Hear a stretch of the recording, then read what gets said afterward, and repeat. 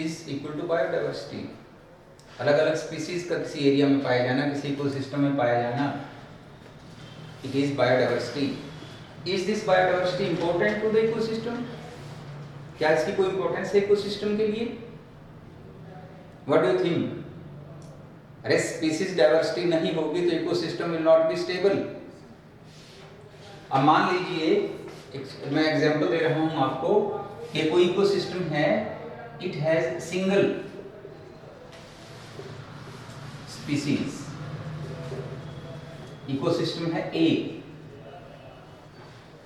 Ecosystem 1 और ecosystem है 2। It has many species. 2 ecosystems are there. बहुत सिंपल है ये, कोई डिफिकल्ट नहीं है। Ecosystem 1 it has only single species in the community. इसकी कम्युनिटी में सिंगल स्पीसीज है। और इसके साथ ही एक इकोसिस्टम 2 है जिसमें large number of species occur together. जब ये स्पीसीज मैनी स्पीसीज हैं तो उनमें इंटरेक्शन भी होगा और डेवलपमेंट ऑफ न्यू रिलेशंस भी होगा। ये चेंजेस आएंगी। तो इनमें से what do you think, ecosystem 1 is more stable और 2 इज मोर स्टेबल? अब इकोसिस्टम 1 जो है it is not more stable, but ये ज्यादा स्टेबल है। इसको कैसे एक्सप्लेन कर सकते हैं आप? How will you explain? अब मान लीजिए सिंगल स्पीसीज है and there is some disease. इस स्पीसीज को कोई डिजीज लग जाती है, get single species get infected by disease. और इस डिजीज से इस स्पीसीज के मेंबर जो हैं वो अपने आप को प्रोटेक्ट नहीं कर सकते, मर जाते हैं। तो एक स्पीसीज थी वही मर गई, तो what will be the stability? कोई स्टेबिलिटी नहीं है। लेकिन जो इकोसिस्टम 2 है जिसमें मैनी स्पीसीज आर देयर, बहुत सी स्पीसीज हैं, तो उनमें अंडर फेवरेबल और अनफेवरेबल कंडीशंस कुछ इंटरेक्शंस भी डेवलप होंगे और इन इंटरेक्शंस के कारण बेटर चांसेस ऑफ सर्वाइवल रहेंगे, तो स्टेबिलिटी ज़्यादा होगी इन कंपैरिजन टू इकोसिस्टम 1। तो इसका मतलब सिंपल है कि बायोडाइवर्सिटी ज़्यादा होना, ज़्यादा स्पीसीज का होना, it provides more stability to the ecosystem. तो किसी भी कम्युनिटी का सिंगल स्पीसीज की बजाय मल्टी स्पीसीज होना ज़्यादा बेनिफिशियल है। Multi species community, multi species many species communities provide more stability to ecosystem। किसी भी इकोसिस्टम को जो ज़्यादा स्पीसीज हैं वो ज़्यादा स्टेबिलिटी देंगी, ज़्यादा स्टेबल वो कम्युनिटी हो जाएगी। और अगर किसी कम्युनिटी में सिंगल ही स्पीसीज है तो वो कम स्टेबल होगी।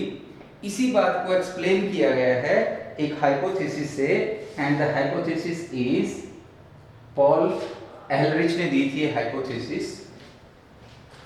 Paul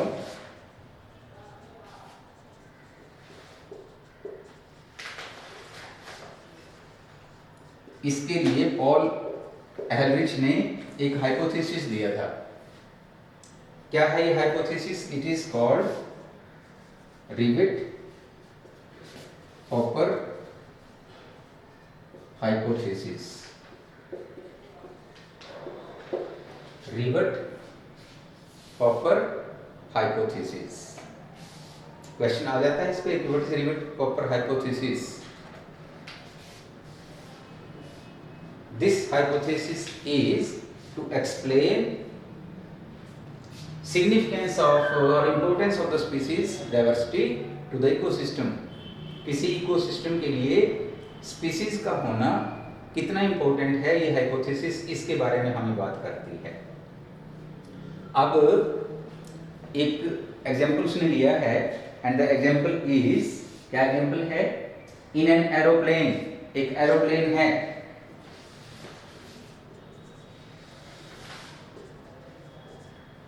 aeroplane is comparable to या कंपेयर टू एन, मान लीजिए एक इकोसिस्टम है। एरोप्लेन क्या है, aeroplane is comparable to an ecosystem. अब इस एरोप्लेन में सीट्स भी होंगी,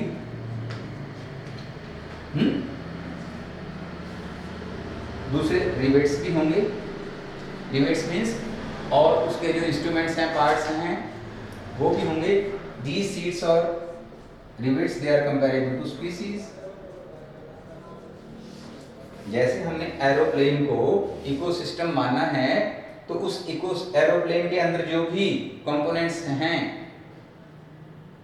जैसे किसी इकोसिस्टम में एबायोटिक कंपोनेंट्स होते हैं, सेम कंपोनेंट्स किसी एरोप्लेन में भी हैं। सीट्स हैं, रिवेट्स हैं, पुर्जे हैं, पेंच हैं, कुछ भी हैं वहां पर। तो ये उनकी स्पीसीज हैं। जब तक ये रिवेट्स, ये सीट्स, ये इनके इंस्ट्रूमेंट्स, टेबल जो भी हैं, स्क्रूज, वो वहां पर हैं, तो ये उसको स्टेबल बनाएंगे। अब क्या करते हैं, पैसेंजर जाते हैं, पैसेंजर्स जाते हैं और इनमें से कुछ रिवेट्स को रिमूव कर देते हैं। आदत होती है कईयों की, सीट में गए, सीट में से स्पॉन्ज निकाल लिया। अब सीट को मान लीजिए कोई एक स्पीसीज थी, जब आपने सीट में से स्पॉन्ज निकाल लिया तो एक स्पीसीज को रिमूव कर दिया, ठीक है। आप गए कोई वहां पर, उसमें पेंच कसा हुआ था, वो पेंच खोल लाए, वो भी उसका एक स्पीसीज थी, वो स्पीसीज रिमूव हो गई। यहां तक तो ठीक है, आपने कुछ एक स्पीसीज को रिमूव किया तो एरोप्लेन काम करता रहेगा, चलता रहेगा। अब एक और कोई खतरनाक पैसेंजर जाता है और वो जो उसके विंग्स हैं, अब वो विंग्स के पास के रिवर्ट्स को रिमूव कर देता है। किसको रिमूव कर देता है, reverts of the near by the wings. अब विंग्स भी नहीं घूमेंगे, विंग्स के बिना तो एरोप्लेन नहीं उड़ेगा। तो फिर आपका इकोसिस्टम ने काम करना, उसने एरोप्लेन ने काम करना बंद किया या नहीं किया। Same is the case with ecosystem. आपने इकोसिस्टम में से वन और मोर या फ्यू स्पीसीज को रिमूव किया, ecosystem will go on functioning, ecosystem अपनी फंक्शनिंग करता रहेगा। बट अगर आप की स्पीसीज को रिमूव कर दें, आप सीड्स रिवेट्स रिमूव कर रहे हैं, सिस्टम काम कर रहा है, हवाई जहाज एरोप्लेन चल रहा है, इकोसिस्टम में से कुछ स्पीसीज को रिमूव किया, फिर भी एरोप्लेन चल रहा है। अब आप rivets, major rivets near wings, इनको रिमूव कर देते हो। कोई पैसेंजर जाता है और इनको रिमूव कर देता है, wings do not work.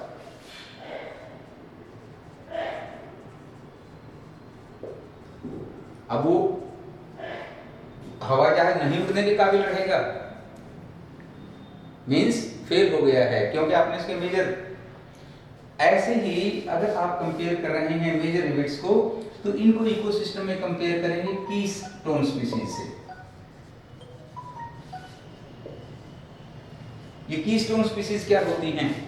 These are very important species which are few in number. इनके नंबर तो कम होता है, but they play an important role in the ecosystem. ये इकोसिस्टम में एक बहुत इंपॉर्टेंट रोल प्ले करते हैं। अगर ये कीस्टोन स्पीसीज वहां से रिमूव हो गई, तब आपका इकोसिस्टम अनस्टेबल हो जाएगा। तो इससे आप समझ जाएंगे रिवेट पॉपर हाइपोथेसिस से। रिवेट पॉपर हाइपोथेसिस में क्या, रिवेट्स को माना गया है स्पीसीज और पूरे एरोप्लेन को माना गया है इकोसिस्टम। जैसे आपने रिवेट्स को रिमूव किया, इकोसिस्टम में से स्पीसीज रिमूव हुई। एक या दो स्पीसीज जो ज़्यादा इंपॉर्टेंट नहीं थी उनको रिमूव करने से, सीट के स्पंज निकालने से या कुछ निकालने से आपका हवाई जहाज गिरेगा नहीं, उड़ेगा। लेकिन जब आप विंग्स के किसी स्क्रू को या विंग्स को कोई डैमेज कॉज करोगे तब एरोप्लेन भी नहीं उड़ेगा। सिमिलरली जो कीस्टोन स्पीसीज हैं वो रिवेट्स ऑफ विंग्स के बराबर हैं। इन कीस्टोन स्पीसीज को अगर आप रिमूव कर देंगे तो इकोसिस्टम फंक्शनिंग खत्म हो जाएगी and ecosystem will not work. तो आप ये एक्सप्लेन कर सकते हैं, क्वेश्चन भी होता है समटाइम्स कि what is rivet paper copper hypothesis for explaining significance of biodiversity और स्पीसीज टू द इकोसिस्टम। एक बार इसको जरा देखें आप बुक में कि रिवेट पॉपर हाइपोथेसिस है क्या। पॉल एहलरिच की दी हुई है rivet popper hypothesis.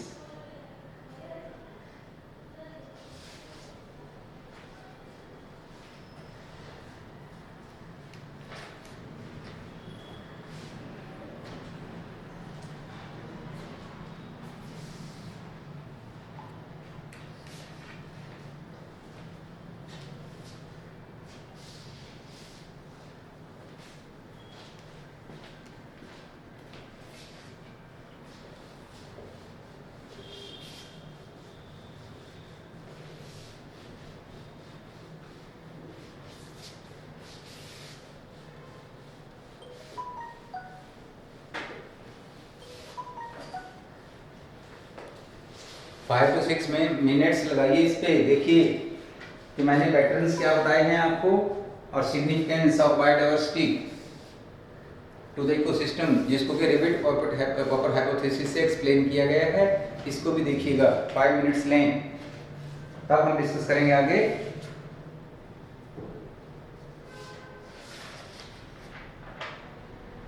Conservation of biodiversity.